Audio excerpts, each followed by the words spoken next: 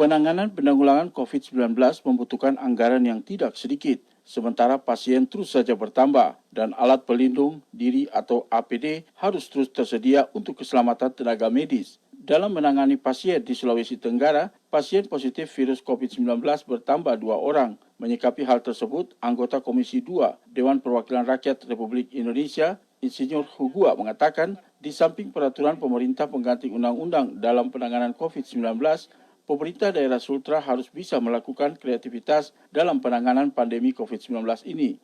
Hugua mengemukakan pendapat bahwa biasanya 5% dari APBD merupakan dana kontingensi yang dicadangkan untuk menghadapi kemungkinan terjadinya suatu bencana, sehingga menurutnya Pemda bisa memaksimalkan anggaran penanganan COVID-19.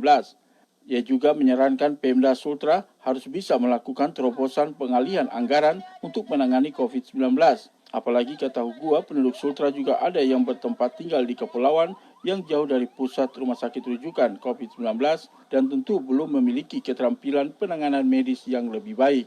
Dan fasilitas alat pelindung diri perlu dipersiapkan untuk puskesmas pelosok, sehingga Pemda harus memikirkan kemungkinan virus bisa menembus daerah pelosok di kepulauan.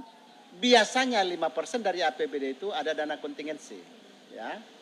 Menurut saya para bupati wali kota sekarang harus memaksimalkan, bahkan kalau boleh ada terobosan beberapa item anggaran yang memang tidak terlalu penting, ini harus dialokasikan untuk menangani dan juga melindungi para aparat kesehatan pada tingkat puskesmas, ya, pada tingkat pos-pos kesehatan desa, sebab tidak menutup kemungkinan wabah ini merebak ke desa.